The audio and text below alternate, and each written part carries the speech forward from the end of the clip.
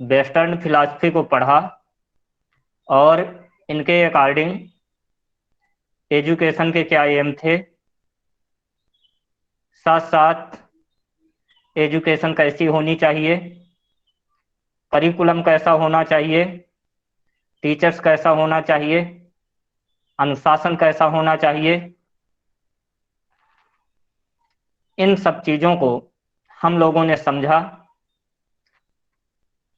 आज के lecture session में हम लोग यूनिट 2 का 2.5 implication of educational philosophies in special education. आप सब लोगों को मेरी तरफ से एक इन्फॉर्मेशन है कि जैसे ही लिंक मिला करे, लिंक तो हम टाइम पे ही भेजते हैं आपको। जैसे ही कि आपका 1:45 पे आपका क्लास का टाइमिंग है, तो 1:45 पे हम लिंक आप लोगों को शेयर करते हैं। तो लिंक शेयर करने के उपरांत आप लोग 5 मिनट के अंदर ही सारे लोग लाइव आ जाया करें। बहुत देर बाद तक आप लोग लाइव आते रहते हैं, तो ऐसा मत किया करें। 5 मिनट के अंदर ही सारे लोग लाइव आ जाया करें ताकि टाइम से क्लास स्टार्ट हो सके, क्योंकि समय का मेरे पास भी अभाव रहता है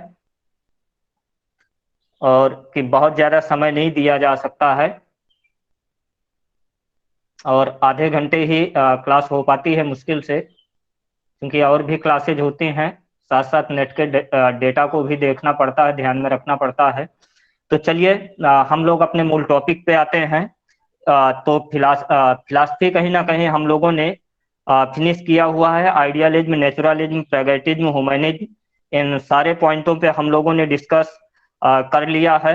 अगर किसी को कोई प्रॉब्लम होती है तो प्रयास मेरा एक बार ये रहेगा कि अभी आप लोगों का एग्जाम स्टार्ट होने से पहले पहले की जिस गति से हम लोग काम कर रहे हैं, तो आई होप तो जल्दी ही हम लोग सिलेबस कवर कर लेंगे। तो एक बार हम लोगों को बेहतर तरीके से रिवीजन का भी अभी समय मिल जाएगा, तो एक बार ओवरऑल मैं आपको दोबारा से फिर से रिवीजन करवा दूंगा, जो भी मेन मेन चीजें होंगी एग्जाम से पहले पहले। या तो जैसे अभी हम लोग 3 यूनिट तक लगातार कंटिन्यू कंप्लीट कर लेते हैं, तो 3 यूनिट का एक बार रिवीजन कर लेंगे। बाकी के 2 यूनिट बचेंगी, तो उनको बाद में हम लोग थोड़ा सा रुक करके कंप्लीट करेंगे। तो चलिए देखते हैं आज के लेक्चर सेशन में 2.5 implications of educational philosophies in special education. Implication means होता है उपयोग होता है, उपयोग नहीं बल्कि इसको अनुप्रयोग कहेंगे इम्प्लीकेशन को। यानी जो भी फिलॉसफी अभी तक आपने आदर्शवाद, प्रकृतिवाद, प्रयोजनवाद, मानवतावाद पढ़ा, ये वेस्टर्न फिलॉसफी थी।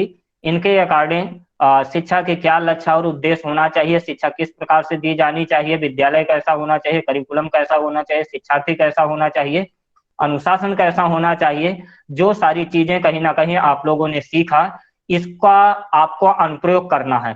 क्योंकि होता भी यही है, हर चीज के कहीं ना कहीं दो पक्ष होते हैं। एक सैद्धांतिक पक्ष होता है और व्यवहारिक पक्ष होता है।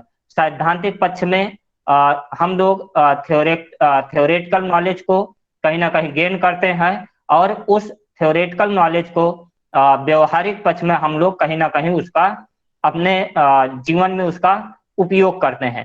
तो अभी तक इन दर्शन को जो आप लोगों ने पढ़ा और इनके अनुसार जो चीजें आप लोगों ने सीखा, उसका कहीं ना कहीं आपको उपयोग करना है। तो वही चीज यहाँ पे बताया जा रहा है कि implications of educational philosophies in special education, यानी विशेष शिक्षा में आपको इस दर्शन का उपयोग करना है। जैसे कि सामान्य शिक्षा में आपने उपयोग किया, सामान्य शिक्षा के अनुसार आपको हर जगह बताया गया कि आदर्शवाद के अनुसार ऐसा शिक्षा होना चाहिए, प्रकृतिवाद के अनुसार ऐसी शिक्षा होनी चाहिए, मानवतावाद के अनुसार ऐसी शिक्षण विधियां हैं, ऐसी शिक्षा बच्चों को दी जानी चाहिए, प्रयोजनवाद के अनुसार इस तरह से प्रायोगिक चीजों पे या प्रायोगिक तथ्यों पे ज्यादा जोर दे करके हमें सिखाना है, प्रायोगिक विधियों पे ध्यान देना है। तो वही सारी चीजें जो हम लोगों ने सीखा, उन्हीं चीजों का यहाँ पे अनुप्रयोग करना है, तो अलग से स्पेशल एजुकेशन के अलग से कोई ऐसी फिलॉसफी नहीं बनी है कि अलग से कोई ऐसी फिलॉसफी बनी है और हम लोगों को अलग से कोई फिलॉसफी पढ़ना है या आप लोगों को पढ़ाई जाएगी। सिर्फ करना क्या है कि जो चीजें हम लोगों ने सीखी हैं उन्हीं का हमें इन बच्चों के साथ भी इम्प्लीमेंटेशन करना है, अनुप्रयोग करना है। तो इसमें इस टॉपिक के अंदर कुछ ऐसा खास नहीं है। जो चीजें अभी तक हम लोगों ने फिलॉसफी के अंदर सीखी हैं, तो जिस तरह से सामान्य शिक्षा में उनका हम लोग अनुप्रयोग करते हैं, कहीं ना कहीं वही चीज हम लोगों को भी विशेष शिक्षा में भी हमें अनुप्रयोग करना है, विशेष आवश्यकता वाले बच्चों की। क्योंकि जैसे एक सामान्य बच्चे की आवश्यकता होती है रोटी कपड़ा मकान एजुकेशन, उसी तरह से विशेष आवश्यकता वाले बच्चे की भी आवश्यकता होती है। बस उनकी आवश्यकताओं को दृष्टिगत रखते हुए सेम वही चीज उनके साथ भी हमें लागू करना है, क्रियान्वयन करना है और अपने शिक्षण प्रशिक्षण को बढ़ाना है। चलिए, तो ये बात यहीं से समाप्त होती है। इसमें ऐसा कुछ नहीं है। अब नेक्स्ट यूनिट में देखेंगे, unit 3, agencies of education. Agencies of education, एजेंसियां क्या होती हैं और वो भी किस चीज की एजेंसियां पूछ रहा है, एजुकेशन की एजेंसियां पूछ रहा है। तो चलिए आज हम लोग चर्चा करेंगे एजेंसीज पे कि एजेंसीज क्या है। तो चलिए देखते हैं। सर्वप्रथम पहले हम लोग एजेंसीज को ही देख लेंगे कि एजेंसीज क्या है। फिर उसके आगे जो एजेंसीज के अंदर 3.1 है, formal special and regular school, इसको बाद में चर्चा करते हैं। तो पहले हम एजेंसीज को समझते हैं कि एजेंसी क्या है। जीवन की निरंतरता को बनाए रखने के लिए समाज कुछ संस्थानों की स्थापना करते हैं। यानी ये चीज बताया जा रहा है कि जीवन हमारा निरंतर चलता रहे, संस्कृति हमारी हमेशा एक पीढ़ी से दूसरी पीढ़ी में ट्रांसफर होती रहे। इसके लिए क्या बनाया गया है, कहीं ना कहीं समाज के द्वारा संस्थानों की स्थापना की गई है। क्योंकि जब हम एजुकेटेड होंगे तब हमारी जो संस्कृति होगी, कल्चर होगी, वो एक पीढ़ी से दूसरी पीढ़ी में कहीं ना कहीं ट्रांसफर होती है। जैसे कि बहुत सारी चीजें समाज के रहन सहन, रीत रिवाज, परंपराएं कहीं ना कहीं घर परिवार और समाज के द्वारा हम लोगों ने सीखा, अपने पेरेंट्स के द्वारा सोसाइटी से सीखा, घर परिवार के द्वारा सीखा, और वही सारी कल्चर्स कहीं ना कहीं हम अपने आने वाली पीढ़ी में अर्थात अपने बच्चों में ट्रांसफर करते हैं और बच्चों से वही चीज कहीं ना कहीं आगे ट्रांसफर होता है।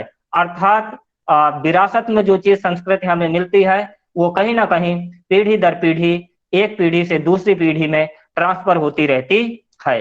तो जीवन की निरंतरता को बनाए रखने के लिए समाज कुछ संस्थानों की स्थापना करते हैं। यानी कि जीवन कंटिन्यू चलता रहे, एजुकेशन हमें मिलती रहे, अपनी संस्कृति हमेशा बरकरार रहे, इसके लिए हम लोग क्या करते हैं, कहीं ना कहीं संस्थानों की स्थापना करते हैं। अपने जीवन की निरंतरता और विकास के लिए समाज शिक्षा पर निर्भर करता है। और ये जो संस्थान होते हैं, तो संस्थान क्या करता है, कहीं ना कहीं हम लोगों को शिक्षा प्रदान करता है। और यानी संस्थानों के माध्यम से ही हम लोग क्या करते हैं, एजुकेटेड होते हैं।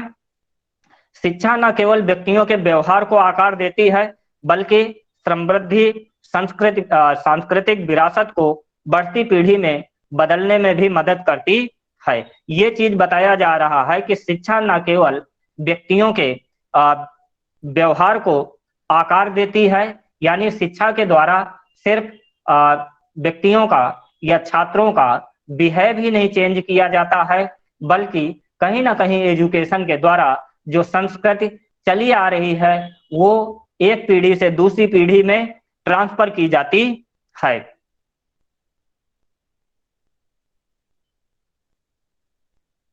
इसलिए समाज व्यवहार की विरासत को प्राप्त करने और क्रमिक पीढ़ी के लिए सांस्कृतिक विरासत पर पारित करने के लिए संस्थानों की स्थापना और विकास करता है। यानी कहीं ना कहीं शिक्षा के द्वारा बताया जा रहा है कि संस्कृत का ट्रांसफर होता है, एक पीढ़ी से दूसरी पीढ़ी में संस्कृत कहीं ना कहीं पहुंचती है। संस्कृत का मतलब सब्जेक्ट नहीं होता, यहाँ पे कल्चर से होता है कि कल्चर्स कहीं ना कहीं शिक्षा के द्वारा एक पीढ़ी से दूसरी पीढ़ी में ट्रांसफर होती है। और शिक्षा हमें कहाँ से मिलती है? तो शिक्षा कहीं ना कहीं हमें शैक्षणिक संस्थानों से मिलती है। इसलिए ये प्रक्रिया कंटिन्यू बनी रहे, कभी समाप्त ना हो, इसके लिए समाज के द्वारा कहीं ना कहीं शिक्षण संस्थानों की स्थापना की जाती है और उनका विकास किया जाता है। इन संस्थानों को स्रोत या शिक्षा की एजेंसियां कहा जाता है। तो यानी जिन संस्थानों के द्वारा हम लोग एजुकेशन ग्रहण करते हैं और एजुकेशन ग्रहण करके बहुत सारी अपनी संस्कृति को बनाए रखते हैं और उसको एक पीढ़ी से दूसरी पीढ़ी में पहुंचाते हैं। तो कहीं ना कहीं जो एजुकेशन लेते हैं, ये एजुकेशन हम लोग संस्थानों के माध्यम से लेते हैं और समाज के द्वारा इन संस्थानों की स्थापना की जाती है। इन्हीं संस्थानों को ही हम लोग शिक्षा की एजेंसियां कहते हैं। आई होप आप लोगों को शिक्षा की एजेंसियां क्लियर हुई होंगी कि एजेंसीज क्या है और एजेंसीज में भी हम लोगों को क्या देखना था। बहुत सारी अलग अलग एजेंसीज होती हैं, तो यहाँ पे हमें दूसरे टाइप की किसी एजेंसी से लेना देना नहीं है, क्योंकि हमारे सिलेबस के अंदर जो एजेंसीज हैं, तो एजेंसीज के सामने साफ साफ लिखा है कि एजेंसीज ऑफ एजुकेशन, यानी कल्चर हमारी लगातार बनी रहे। और कैसे बनी रहेगी? तो शिक्षा के द्वारा बनी रहेगी। तो शिक्षा हमें कहाँ मिलेगी? तो कहीं ना कहीं संस्थानों के माध्यम से मिलेगी। तो समाज के द्वारा संस्थानों की स्थापना की जाती है, उन्हीं शिक्षण संस्थानों को ही शिक्षा की एजेंसियां कहते हैं। सारे लोगों को क्लियर हुआ होगा शिक्षा की एजेंसियां। चलिए नेक्स्ट कड़ी में हम लोग देखते हैं कि शिक्षा एजेंसियों का वर्गीकरण, यानी classification of educational agencies. Educational agencies का वर्गीकरण किस प्रकार से किया गया है? तो शिक्षा की एजेंसियों को मोटे तौर पर दो श्रेणियों में बांटा गया है। यानी मुख्य रूप से जो शिक्षा की एजेंसियां हैं, उनको दो रूपों में बांटा गया है, औपचारिक और अनौपचारिक।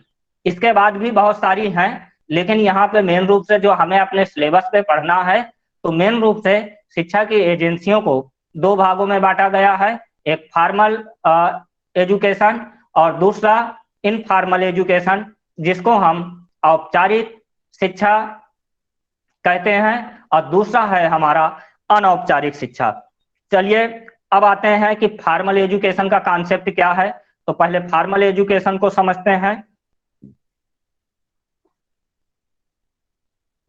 तो फॉर्मल एजुकेशन, औपचारिक एजेंसियां वो संस्थान या संगठन हैं जो समाज द्वारा एक संरचित वातावरण के द्वारा ज्ञान प्रदान करने के लिए स्थापित किया जाता है। यानी ये चीज बताया जा रहा है कि फॉर्मल यानी औपचारिक एजेंसियां वो एजेंसियां होती हैं जो कहीं ना कहीं समाज के द्वारा व्यवस्थित तरीके से ज्ञान प्रदान करने के लिए स्थापित की जाती हैं। उनको हम औपचारिक एजेंसियां कहते हैं।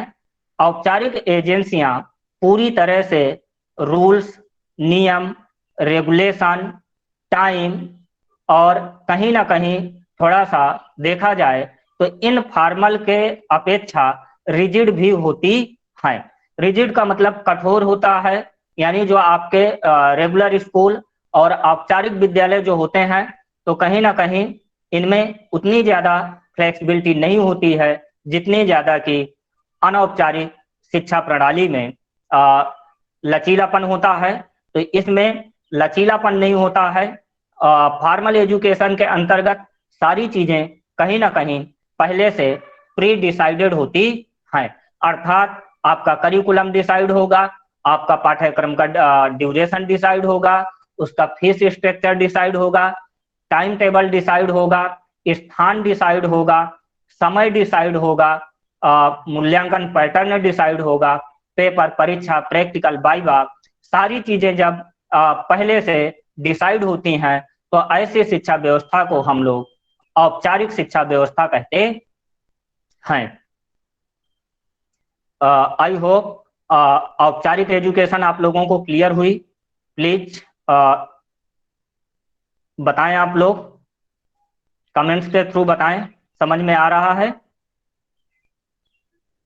शिक्षा की एजेंसियां आप लोगों को क्लियर हुई कि शिक्षा की एजेंसियां किसे कहते हैं, एजुकेशनल एजेंसीज क्या हैं, ये बात क्लियर हुई।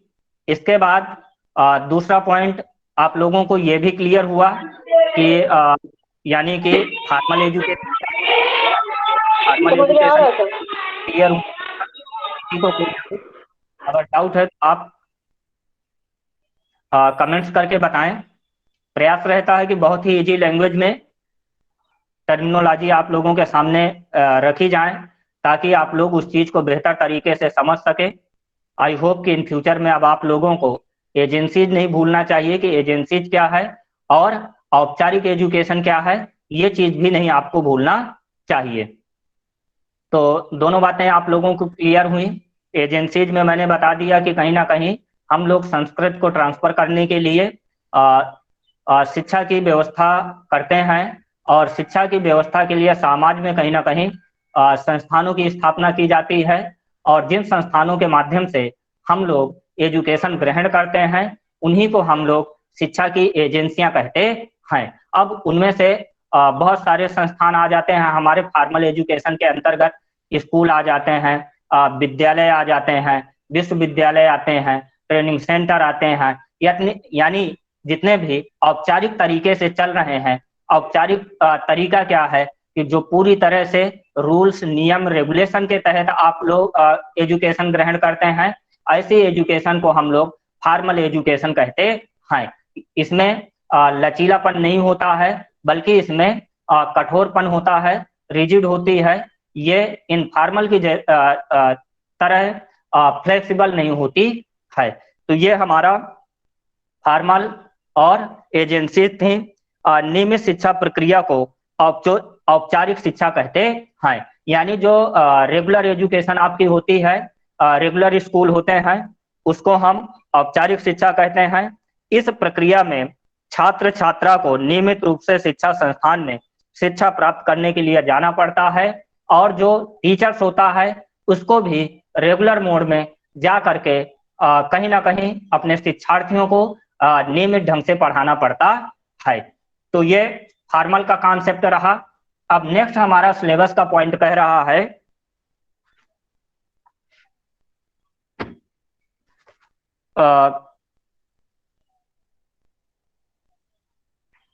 Special and regular school. तो चलिए स्पेशल और रेगुलर स्कूल की चर्चा करते हैं कि स्पेशल और रेगुलर स्कूल क्या है, क्योंकि दोनों कहीं ना कहीं आपके फॉर्मल एजुकेशन के अंतर्गत आएंगे। तो देखते हैं हम लोग कि स्कूल और रेगुलर स्कूल क्या है। स्पेशल और रेगुलर स्कूल यहाँ पे देखना है। तो सर्वप्रथम पहले आते हैं और स्कूल पे चर्चा करते हैं कि स्कूल क्या है, और फिर चर्चा करेंगे स्पेशल स्कूल पे, और इसके बाद नेक्स्ट कड़ी में चर्चा करेंगे हम लोग रेगुलर स्कूल की। तो चलिए स्कूल के बारे में चर्चा करते हैं। तो सारे लोग आप लोग अवेयर होंगे कि स्कूल को हम लोग विद्यालय कहते हैं। यानी विद्यालय किसी भवन मात्र को नहीं कहते हैं जहां की बालक सुबह से शाम तक खेले कूदे और समय बिताकर घर लौट आए, बल्कि विद्यालय वह स्थान है जहां पर शारीरिक मानसिक शैक्षणिक बौद्धिक सामाजिक सांस्कृतिक तथा व्यवसायिक विकास का अवसर प्राप्त होता है, उसे विद्यालय कहते हैं। यानी ये बताया जा रहा है कि विद्यालय किसी भवन मात्र को नहीं कहते हैं कि किसी जगह बिल्डिंग बना दिया जाए और उसको हम लोग विद्यालय कहें, बल्कि विद्यालय वही स्थान होता है जहां पे विद्यार्थी सुबह जाता है और पढ़ता है, और पढ़ने के बाद वापस घर आता है। लेकिन उस स्थान में कहीं ना कहीं कुछ खूबी होती हैं। बहुत बार होता क्या है कि विद्यालय के बराबर जितने बड़े बड़े स्कूल होते हैं, इतने बड़े बड़े किसी किसी व्यक्ति के मकान भी होते हैं, तो क्यों नहीं उस मकान को विद्यालय की संज्ञा दे दी जाती। ऐसा नहीं है कि मकान को मकान होगा, और विद्यालय विद्यालय होगा। क्योंकि विद्यालय में ऐसा इन्वायरमेंट तैयार किया जाता है, इस तरह का वातावरण तैयार किया जाता है जहाँ पे बालक का बौद्धिक, शारीरिक, मानसिक, चारित्रिक, नैतिक, शैक्षिक अर्थात ओवरऑल डेवलपमेंट की बात की जाती है और बालक का ओवरऑल डेवलपमेंट किया जाता है। ऐसे स्थान को हम लोग विद्यालय कहते हैं। यानी किसी भवन मात्र या बिल्डिंग मात्र को विद्यालय नहीं कहते हैं कि बालक जाए, खेले कूदे, खाए पिए, पढ़े और वापस चला आए, ऐसी जगह को विद्यालय नहीं कहते हैं, बल्कि विद्यालय उस स्थान को कहते हैं जहाँ पे बालक का सर्वांगीण विकास किया जाता है। ऐसे स्थान को हम लोग स्कूल कहते हैं। आई होप सारे लोगों को क्लियर हुआ होगा कि विद्यालय क्या है। चलिए अब बात आती है विशेष विद्यालय की। तो विशेष विद्यालय क्या होता है? तो चलिए विशेष विद्यालय से भी सारे लोग वाकिफ होते हैं, परिचित होते हैं कि विशेष विद्यालय क्या है। कहीं ना कहीं पहले से ही आप लोग सामान्य विद्यालय को भी देखे होंगे, सामान्य विद्यालय में एजुकेशन ग्रहण किया है, सामान्य विद्यालय से सारे लोग परिचित हैं और साथ साथ स्पेशल स्कूल से भी सारे लोग परिचित हैं।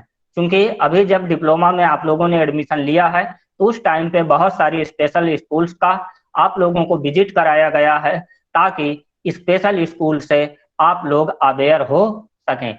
यानी विशेष विद्यालय ऐसा विद्यालय होता है जो विशेष आवश्यकता वाले बच्चों को दृष्टिगत रखते हुए उनके नीड के अकॉर्डिंग जब विद्यालय तैयार किया जाता है तो ऐसे विद्यालय को हम लोग विशेष विद्यालय कहते हैं। अब विशेष शब्द जुड़ा है अगर, तो वहां पे सारी चीजें ही स्पेशल होंगी। यानी बिल्डिंग का जो इंफ्रास्ट्रक्चर होगा वो भी थोड़ा सा सामान्य की जगह अलग हट करके होगा, क्योंकि सामान्य विद्यालय में सामान्य बच्चे होते हैं, उनको स्कूल तक पहुंचने में किसी भी कठिनाइयों का सामना नहीं करना पड़ता है, बहुत ही आसानी से वो क्लासरूम तक अपने पहुंच जाते हैं। लेकिन जो विशेष बच्चे होते हैं तो विशेष आवश्यकता वाले बच्चों में सभी प्रकार के बच्चे आ जाते हैं, EHI, VI, MR, multiple disability, अर्थात बहुत सारे दिव्यांगताओं से ग्रसित बच्चे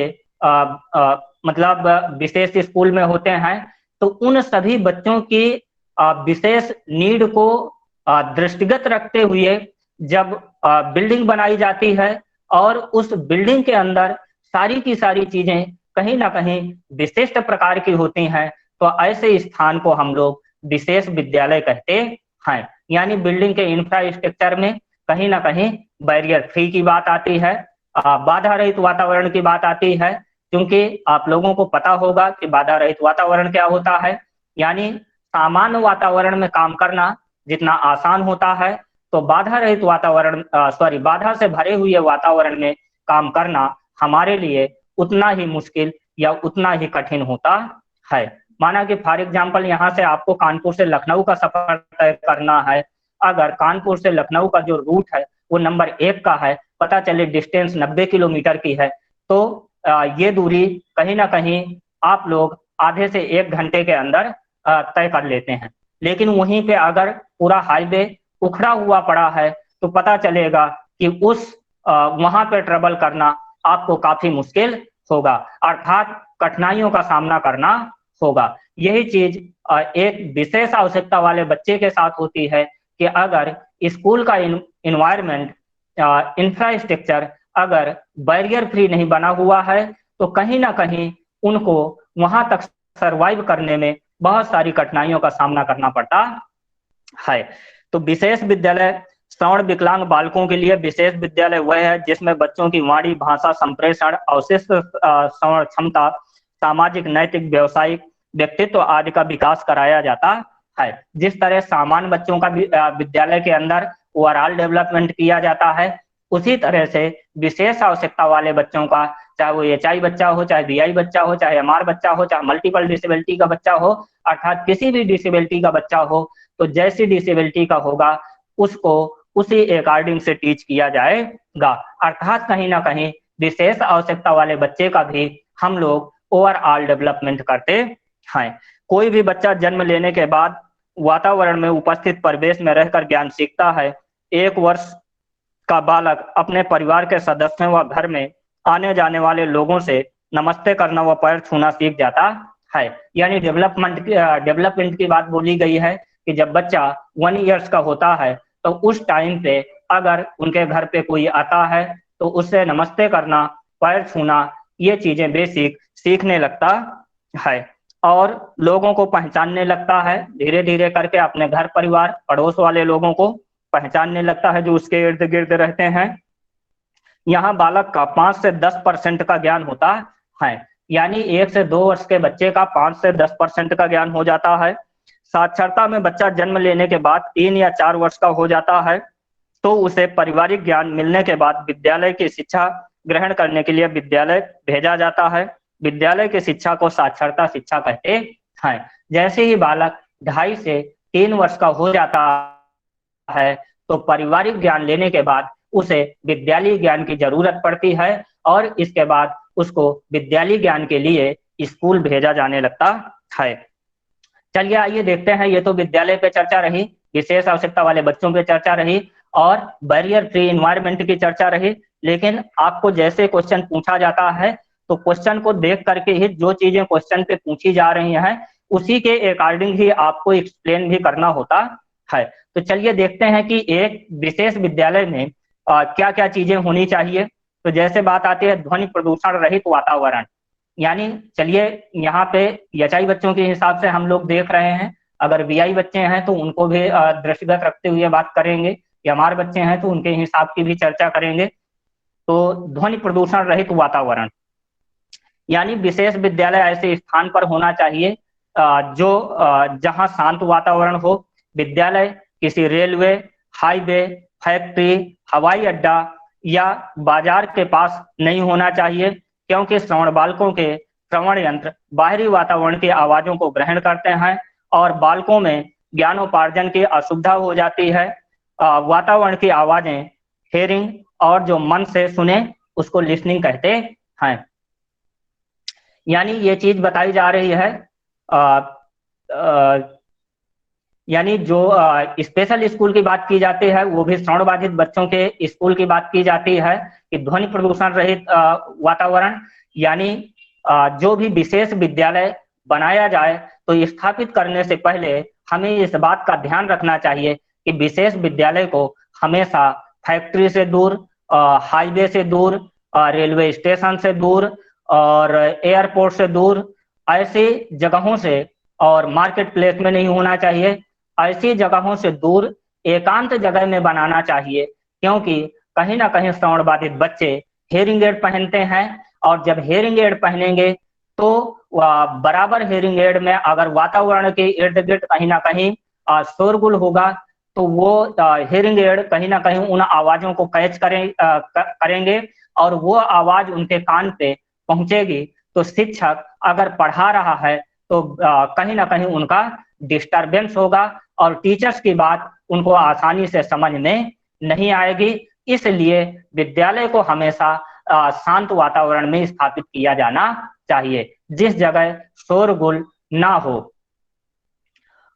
यानी जिन आवाजों को लगातार हम लोग सुनते रहते हैं, नेचुरल आवाजें जो होती हैं उनको हम लोग हेयरिंग कहते हैं और जब किसी आवाज को आप अटेंशन दे करके सुनते हैं उसे हम लिसनिंग कहते हैं। यानी बगैर आप अपनी इच्छा से जो आवाजें वातावरण के आपके कानों तक पहुंचती रहती हैं उनको हेयरिंग कहते हैं और जब हम अपनी मर्जी से, अपनी इच्छा से अटेंशन दे करके किसी बात को सुनते हैं तो उसको हम लोग लिसनिंग कहते हैं। तो पहली बात बताई गई बैरियर फ्री की, यानी बाधा रहित वातावरण होना चाहिए। क्योंकि बीआई बच्चे भी कहीं ना कहीं ब्लाइंड स्टिक का इस्तेमाल करते हैं तो जो सड़क हो वो समतल हो, नालियां अगर इर्द गिर्द बनी हैं तो वो पटी हुई होना चाहिए, रैंप होना चाहिए, ये सारी चीजें होनी चाहिए, अर्थात बीच बीच में किसी भी प्रकार का कोई रुकावट नहीं होना चाहिए। विशेष यंत्र, विशेष विद्यालयों में कुछ विशेष प्रकार के श्रवण यंत्र प्रयोग में लाए जाते हैं जिससे बच्चा अपने अवशिष्ट श्रवण क्षमता का उपयोग कर शिक्षा ग्रहण करता है। यानी कहीं ना कहीं आप लोगों को पता होगा, आप लोग ऑब्जर्वेशन के दौरान, स्कूल विजिट के दौरान आप लोगों ने देखा होगा ग्रुप हेयरिंग एड, यानी इंडिविजुअल हेयरिंग एड और ग्रुप हेयरिंग एड। यानी विशेष आवश्यकता वाली बच्चों के, अगर श्रवण बाधित बच्चों की क्लास है तो उनकी नीड है कि वहां पे कहीं ग्रुप हेयरिंग एड होना चाहिए। और बाकी एमआर बच्चों की जो रिलेटेड आवश्यकता है तो उनको दृष्टिगत रखते हुए उनसे रिलेटेड वहां पे एड्स इक्विपमेंट्स होना चाहिए। विजुअल इम्पेयरमेंट अगर बच्चे हैं तो उनके अकॉर्डिंग वहां पे एड्स और इक्विपमेंट्स होना चाहिए। जैसे श्रवण बाधित बच्चों के लिए मैंने बताया कि कहीं ना कहीं ग्रुप हेयरिंग एड होने चाहिए। विशेष अध्यापन विधि, यानी विशेष बालकों के अध्यापन में कुछ शिक्षण विधियां जिनका उपयोग हम शिक्षण के समय करते हैं। यानी जब बच्चे हमारे विशेष आवश्यकता वाले होंगे तो कहीं ना कहीं उनके लिए विशेष प्रकार की टीचिंग मेथड्स का भी इस्तेमाल किया जाना चाहिए। क्योंकि सामान्य बच्चों को तो सामान्य विधियों के द्वारा हम लोग पढ़ा सकते हैं, सिखा सकते हैं, लेकिन जब बच्चा ही हमारा विशेष आवश्यकता वाला है, विशिष्ट है, सामान्य से अलग हट करके है, तो कहीं ना कहीं उनकी आवश्यकताएं भी विशेष प्रकार की होंगी। जब उनकी आवश्यकताएं विशेष प्रकार की होंगी तो उनके लिए हमें स्पेशल टीचिंग मेथड्स का इस्तेमाल करना होगा। विशेष शिक्षण सामग्री, यानी विशेष विद्यालयों में विशेष शिक्षा प्रदान करने के लिए विशेष शिक्षण सामग्री टीएलएम की आवश्यकता होती है, जिससे बालकों को सीखने में सहायता मिलती है। आई होप सारे लोगों ने फर्स्ट और सेकेंड सेमेस्टर में आप लोगों ने थोड़ा बहुत टीचिंग किया होगा, तो टीचिंग के दौरान कहीं ना कहीं आप लोगों ने टीएलएम का भी इस्तेमाल किया होगा। क्योंकि विदाउट टीएलएम अगर हम लोग टीचिंग करते हैं तो कहीं ना कहीं हमारी टीचिंग इफेक्टिव नहीं होती है, निष्क्रिय होती है, बेजान होती है, अर्थात हमारी टीचिंग में सजीवता नहीं होती है। तो कॉन्सेप्ट को बेहतर तरीके से एक्सप्लेन करने के लिए, समझाने के लिए अपने बच्चों को कहीं ना कहीं टीचिंग के दौरान शिक्षण सहायक सामग्री का इस्तेमाल किया जाता है।